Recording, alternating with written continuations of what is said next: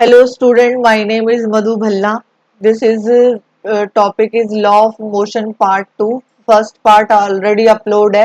अगर आपने नहीं देखा तो पहले उसको देखो, आफ्टर दैट इस पे शिफ्ट होना। अब देखो, सबसे पहले इसमें जो टॉपिक है आपकी बुक में लीनियर मोमेंटम। लीनियर मोमेंटम, इसके आप नोट्स बना सकते हो। आप ऐसे भी लिख के आओगे तब भी आपको मार्क्स मिलेंगे। लीनियर मोमेंटम मतलब P equal to M v. P मतलब लीनियर, पी जो है डोनेट किया जाता है लीनियर मोमेंटम को मास और वेलोसिटी। अब सबसे पहले जैसे इसका डिस्कशन करते हैं कि लीनियर मोमेंटम है क्या। जैसे मान लो फॉर एग्जांपल मेरे पास दो बॉडी हैं, एक बॉडी ए है और एक बॉडी जो है बी है। दोनों का मास डिफरेंट है, मास जो है डिफरेंट है, मास डिफरेंट है और सेम वेलोसिटी है। वेलोसिटी जो है सेम वेलोसिटी है और rest in same time, rest in same time, same time. अब ये देखो, इसमें हैवियर कौन है। मान लो कि ये जो है लेस हैवियर है और ये जो है ग्रेटर है, हैवियर है। जहाँ ये हैवियर बॉडी है, मतलब इसका मास ज्यादा है, इसका कम है, तो इसका मतलब है बी को रोकने के लिए फोर्स जो है वो ज्यादा चाहिए होगी। फोर्स बी की जो है ग्रेटर होगी एज कंपैरेटिव टू ए। मतलब फोर्स बी पे ज्यादा लगेगा उसको रोकने के लिए। जितनी बड़ी बॉडी होगी उसको रोकने में फोर्स ज्यादा लगता है। इसी तरह एग्जांपल है कि अगर हमारे पास दो जो है बॉडी है, मान लो ये दो बॉडी है ए और बी, ठीक है। इन दोनों का मास सेम है। मान लो ये 10 kg है, जब इसको 20 kg रख लो, ये भी 20 kg की है, ठीक है। बट इनकी जो वेलोसिटी है, वेलोसिटी है वो डिफरेंट है। वेलोसिटी जो है डिफरेंट है। तो अब जो है यहाँ पे लिखो force needed to stop, stop a moving body, moving body in a definite, in a definite time, both depend upon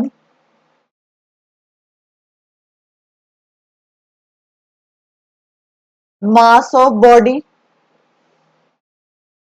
मतलब जो फोर्स चाहिए होगी वो मास ऑफ बॉडी के ऊपर डिपेंड करेगी और वेलोसिटी ऑफ बॉडी के ऊपर डिपेंड करेगी, वेलोसिटी ऑफ बॉडी। तो कहने का मतलब है यहाँ रिलेशन बन गया P equal to M into V. मतलब linear momentum equal to product of mass into velocity. तो m represent the mass, v for velocity, p for momentum, linear momentum, linear momentum. Is this clear? Hope so कि आपको इतना समझ आया होगा। इसमें है कि जो लीनियर मोमेंटम है वो किसके इक्वल है, product of mass into velocity. अब बात करते हैं कि ये कौन सी क्वांटिटी है, वेक्टर है कि स्केलर है। तो जो लीनियर मोमेंटम है वो वेक्टर क्वांटिटी है। This is a vector quantity, क्योंकि इसका मैग्नीट्यूड भी होगा और इसकी डायरेक्शन भी होगी। अब अगर बात करूं कि P equal to M v, अगर इसके SI यूनिट की बात करूं तो जो लीनियर मोमेंटम है, अब मास जो है केजी में मेजर किया जाता है, वेलोसिटी जो है मीटर पर सेकंड में मेजर की जाती है। तो जो SI यूनिट ऑफ किसके, लीनियर मोमेंटम के, लीनियर मोमेंटम के P equal to kg metre per second. अगर मैं सीजीएस में बात करूं इसकी, तो सीजीएस में ये होते हैं gram centimetre per second, per second. Is this clear? अब बात करते हैं चेंज इन मोमेंटम। नया टॉपिक है change in momentum.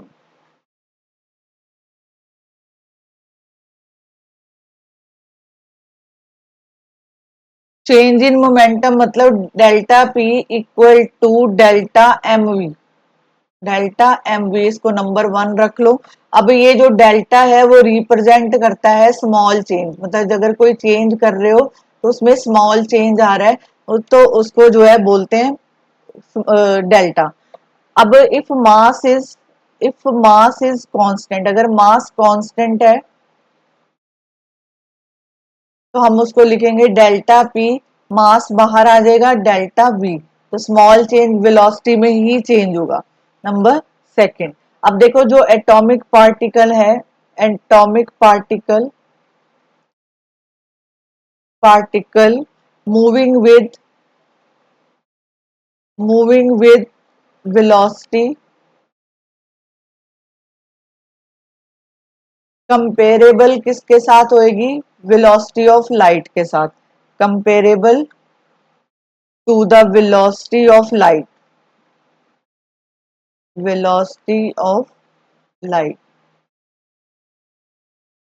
Velocity of light कितनी होती है, जिसको सी से लिखा जाता है 3 × 10⁸ मीटर पर सेकेंड, ये वेलोसिटी ऑफ लाइट होती है। अब देखो जो मास ऑफ द पार्टिकल है डज नॉट रिमेन कांस्टेंट, तो तब आपके पास रिलेशन आएगा m m0 1 - v² upon c²।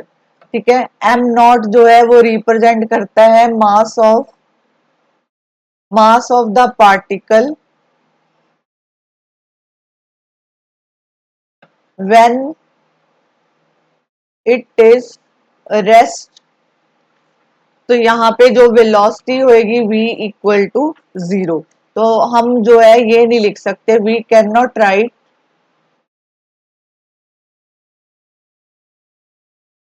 कि डेल्टा एम वी m∆v, हम उसको ऐसे नहीं लिख सकते। ठीक है, अब यहाँ पे जो डेल्टा p है और m∆v, ये तब ट्रू होता है, ट्रू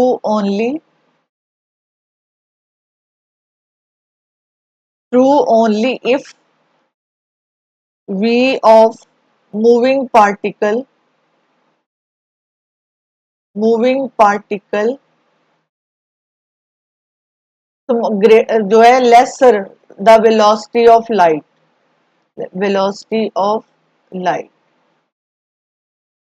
तो मतलब delta P m∆v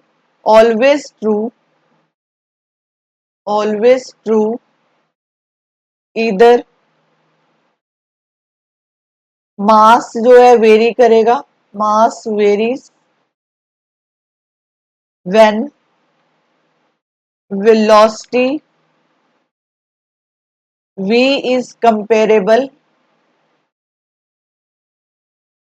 v is comparable to the speed of light c, speed of light c, और m is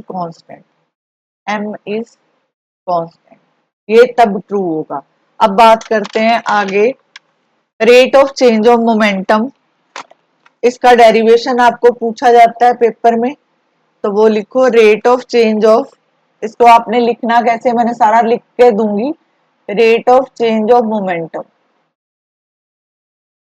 rate of change of momentum. अब इसको लिखना कैसे है पेपर में, क्योंकि तभी आपको मार्क्स मिलेंगे, तो यहाँ पे लिखोगे let a force f acting on a body of mass m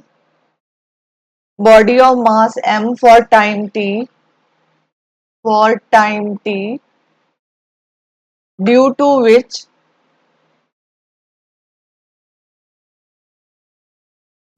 its velocity changes from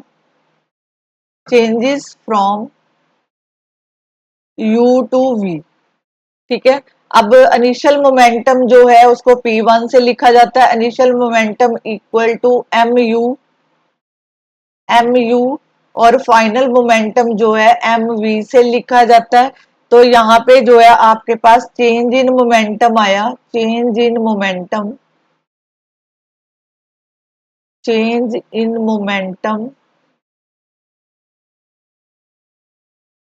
of body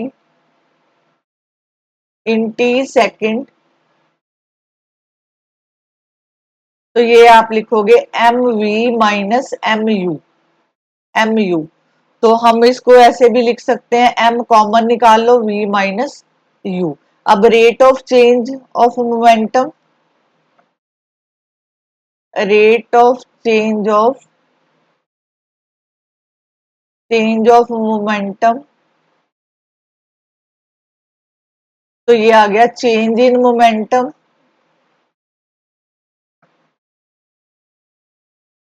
change in momentum over time. तो हम इसको, ये है चेंज ऑफ मोमेंटम, तो आप M we minus U upon T लिखोगे। आप जानते हो कि जो एक्सेलरेशन है, मतलब A equal to V minus U, और इसका रिजल्ट जो है ये होता है, एक्सेलरेशन का रिजल्ट ये होता है। तो आप इस पूरे की जगह पे ए लिख सकते हो, तो ये हो गया एम ए। तो मतलब जो rate of change of momentum equal to mass into acceleration, mass into acceleration. तो रेट ऑफ चेंज ऑफ, ये आपका डेरिवेशन हो गया, ये आपका डेरिवेशन जो है पेपर में पूछा जाता है, rate of change of momentum, rate of change of momentum. अब बात करते हैं Newton second law of motion. Newton, Newton second law of motion,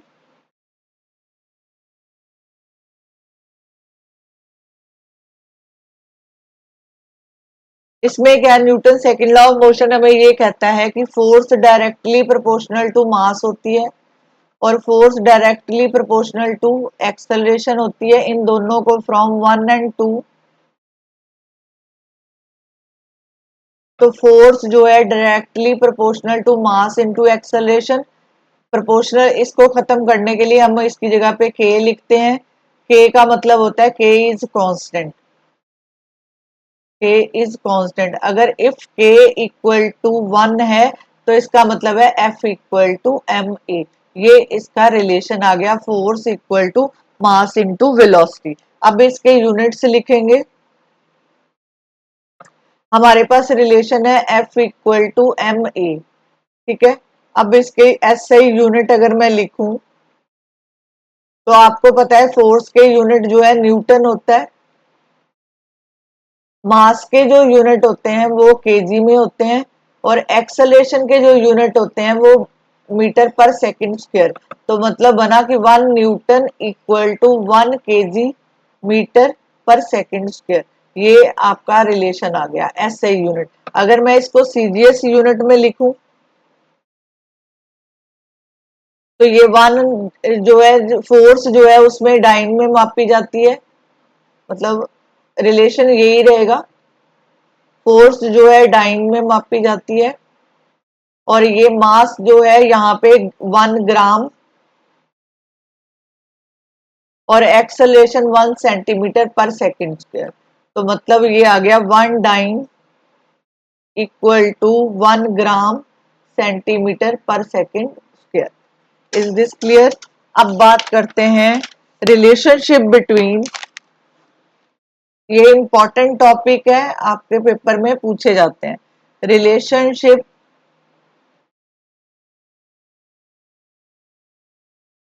relationship between Newton and dyne. Newton और डाइन में रिलेशनशिप क्या है? तो सबसे पहले लिखेंगे 1 न्यूटन। 1 न्यूटन किसके इक्वल होता है? 1 KG into metre per second square. अब देखो 1 केजी जो है वो 1000 ग्राम के इक्वल होता है, और 1 मीटर जो है 100 सेंटीमीटर के इक्वल होता है। ये वैल्यू पुट करो, 1 Newton equal to 1000 gram into 100 जो है यहाँ पे सेंटीमीटर पर सेकंड स्क्वायर। तो ये बन गया 10⁵। ये लिखेंगे ग्राम सेंटीमीटर पर सेकंड स्क्वायर। तो आपको पता है कि ये किसके इक्वल होता है? अभी मैंने ये रिलेशन करवाया कि डाइन, तो ये डाइन के इक्वल। तो 1 न्यूटन इक्वल टू 10⁵ के इक्वल आ गया। ये इनमें आपस में रिलेशन है। अब एक और इंपॉर्टेंट रिजल्ट करवा रही हूं आपको, दिस इज ऑल्सो इंपॉर्टेंट। ये है कि derivation of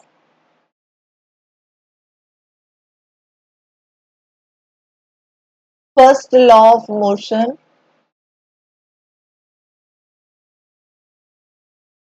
first law of motion from second law of motion, second law of motion. अब देखो फोर्स इक्वल टू हमारे पास जो है एम ए के इक्वल होती है, तो आपको पता है कि एक्सेलरेशन को v minus U upon T लिख सकते हैं। तो मैंने मास v minus U upon T को लिखा। ये t को मैं f के पास ले गई तो ये बन गया f into T equal to M we minus U. तो ये m जो है वो नीचे आ जाएगा इसके, तो f into T upon M equal to V minus U. Is this clear? अब देखो अगर यहाँ पे फोर्स जो है इक्वल टू जीरो हो जाती है, तो zero into T upon M equal to V minus U, तो ये सारा जीरो हो जाएगा, v माइनस यू। तो v इक्वल टू ये u जो है इधर चला जाएगा, तो v इक्वल टू u। अगर मान लो यहाँ पे हम कहते हैं कि v भी जीरो है और u भी जीरो है, ठीक है, तो object object will continue in its state of rest, तो वो रेस्ट में रहेगा। ठीक है, अगर मैं बोलती हूं कि अगर मान लो u का कोई मैग्नीट्यूड है, कोई मैग्नीट्यूड है, मतलब वैल्यू है, तो v की भी कुछ वैल्यू है, मैग्नीट्यूड। तो इसका मतलब ये है कि the object will continue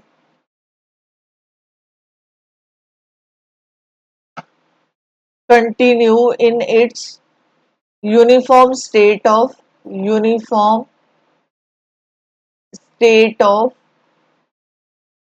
state of motion state of motion. ये तो था आपका ये टॉपिक। अब इसका कुछ एग्जाम्पल देख लेते हैं। Newton second law of motion, ये क्वेश्चन आपको पक्का पूछा जाता है। For example, while catching while catching a ball, ये क्वेश्चन पक्का आता है, इसको आप अच्छी तरह कर लो। The cricketer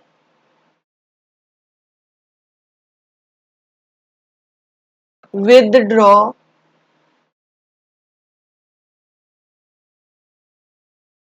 his hand.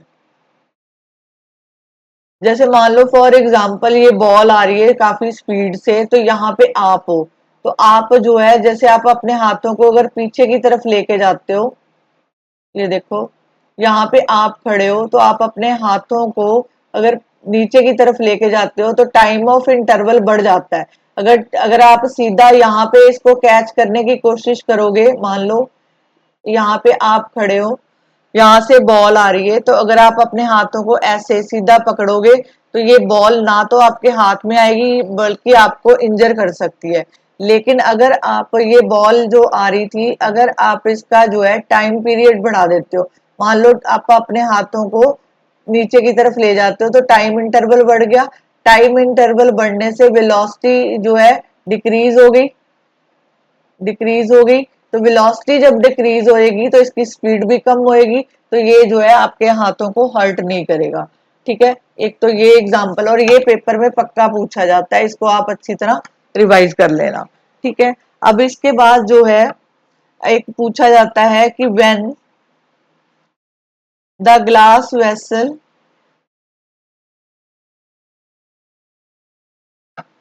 Fall on hard floor they break. तो अगर आप उसको फेंकते हो तो वो हार्ड ब्रेक जो है मतलब ब्रेक कर जाता है, और but they do not break when they fall on a carpet और सैंड। ठीक है, अगर वो कारपेट पे गिरता है और सैंड पे जो है गिराया जाता है तो वो टूटता नहीं है, क्या रीजन क्या है?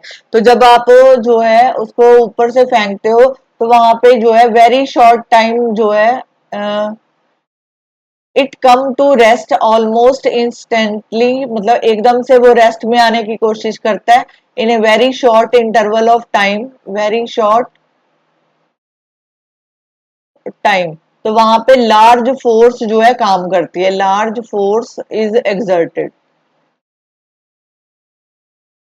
लार्ज फोर्स इज एक्सर्टेड, तो इस वजह से वो टूट जाता है। लेकिन अगर उसको कारपेट के ऊपर, कारपेट और सैंड पे फेंका जाता है तो जो टाइम ड्यूरेशन है in which the vessel come to rest तो बिकम मोर, तो जो लेस फोर्स यहाँ पे जो है टाइम बढ़ जाता है, टाइम जो है लार्ज हो जाता है, और यहाँ पे जो है जो फोर्स है less force is exerted,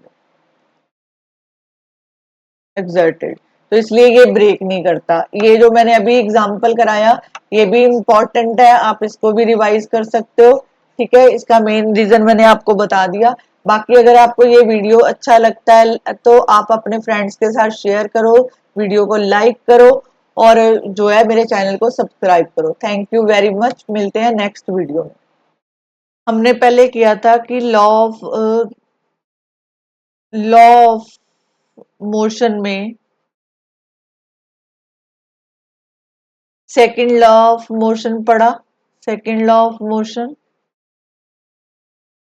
first law of motion पढ़ा। अब बारी है Newton third law of motion की, Newton third law of motion, Newton third law of motion. अब देखो न्यूटन का थर्ड लॉ हमें क्या कहता है कि every action and reaction equal and opposite. तो मतलब पहले हम इसकी डेफिनेशन लिखेंगे। तो according to Newton third law of motion, motion to every action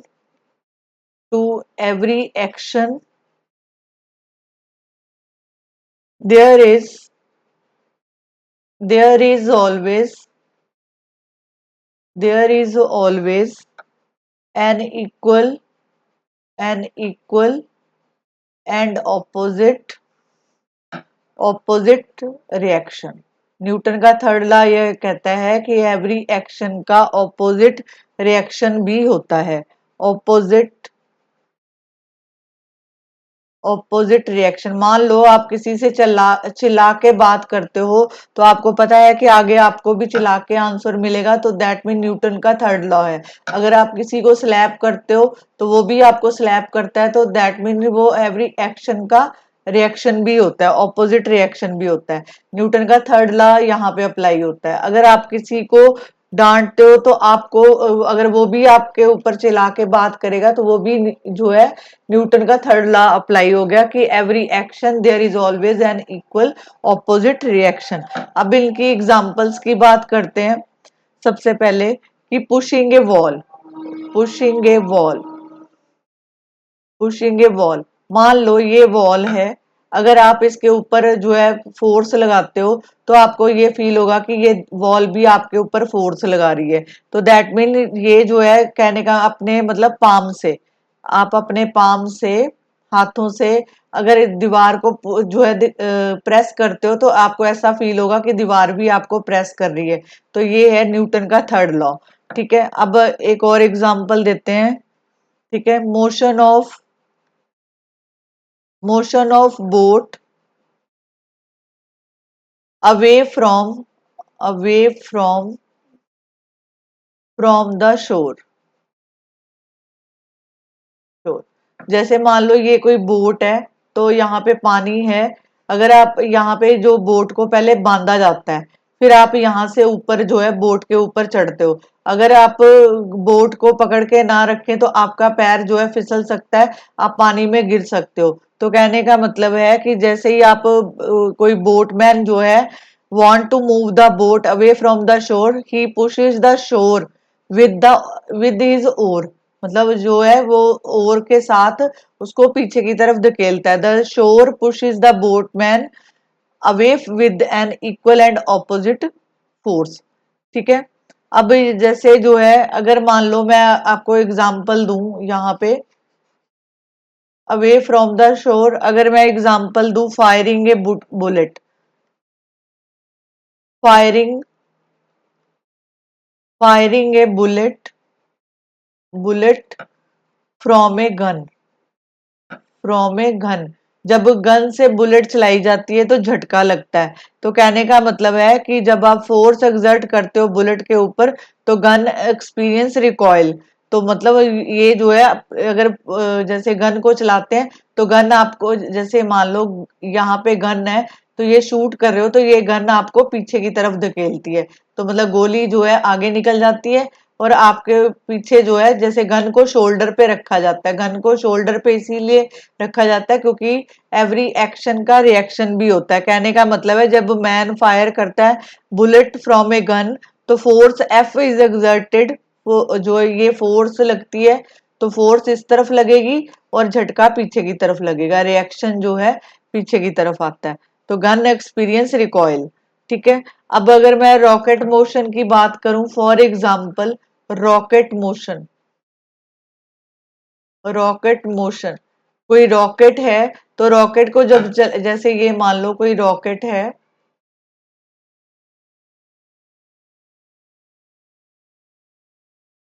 मान लो ये कोई रॉकेट है, तो अगर इसको जो है मतलब जो पीछे जैसे उसके आग लगाई जाती है तो ये जो है अंदर प्रेशर क्रिएट करता है, तो ये जो रॉकेट है आगे की तरफ एक्ट करता है तो ये रिएक्शन हो गया और फोर्स जो है पीछे की तरफ लगती है। ठीक है, इज दिस क्लियर? अब देखो अगर जैसे आप ग्राउंड पे चलते हो, motion, motion of man on ground, ground, जैसे आप जमीन पे चल रहे हो तो आप जो है अपने पैरों से, अपने जो फीट से जो है ग्राउंड को पीछे की तरफ धकेलते हो। ठीक है, फोर्स पीछे की तरफ लगती है तो रिएक्शन आगे की तरफ, तभी आप चल पाते हो। मतलब आप अपने पैरों से पीछे की तरफ ग्राउंड को धकेलते हो, यहाँ पे जो है फोर्स लग रही है। ठीक है, तो रिएक्शन क्या है, आप आगे की तरफ मूव कर रहे हो। ठीक है, इज दिस क्लियर? अब जैसे जो है कैचिंग ए बॉल, एक और एग्जाम्पल है क्योंकि ये छोटा सा टॉपिक है, इसमें और कुछ नहीं, आपको ये याद करने पड़ेंगे। Catching a ball, catching a ball, जब आप बॉल को कैच करते हो तो आप अपने हाथों को, हैंड को पीछे की तरफ लेके जाते हो, तो मतलब ball exert a force, ball जो है एक्सर्ट करती है force on the hand, on the hand of cricketer, of cricketer, cricketer and the cricketer, यहाँ पे लिखो and the cricketer exert an equal force on the to stop ball to stop it। ठीक है, मतलब जब ball जो है exert करती है force on the hand of a cricketer और क्रिकेटर जो है exert can equal force on the ball to stop, तो वो उतनी ही फोर्स लगाता है उसको रोकने के लिए। तो ये सारी जो एग्जांपल थी वो क्या थी, ये जो है Newton third law of motion, इसमें और कुछ नहीं है। सबसे इंपॉर्टेंट जो लॉ है इसमें, एक तो आपको सेकंड लॉ ऑफ मोशन के बारे में पता होना चाहिए, वो ऑलरेडी वीडियो में मैं करवा चुकी हूँ। Second law of motion, second law of motion, ये वेरी इंपॉर्टेंट टॉपिक है क्योंकि इसमें मोमेंटम के बारे में पूछा गया है, तो आपको मोस्टली क्वेश्चन इससे आ जाते हैं। दूसरा जो मैंने अभी कराया न्यूटन का थर्ड लॉ, तो जो न्यूटन का थर्ड लॉ है वो उसकी डेफिनेशन इंपॉर्टेंट है, डेफिनेशन और उसके एग्जाम्पल इंपॉर्टेंट है, वो पूछे जाते हैं। तो आप इसको रिवाइज करो और जो है अगर आपको मेरा ये वीडियो पसंद है तो आप जो है इसको लाइक करो, शेयर करो अपने फ्रेंड के साथ और चैनल को सब्सक्राइब करो। Thank you very much.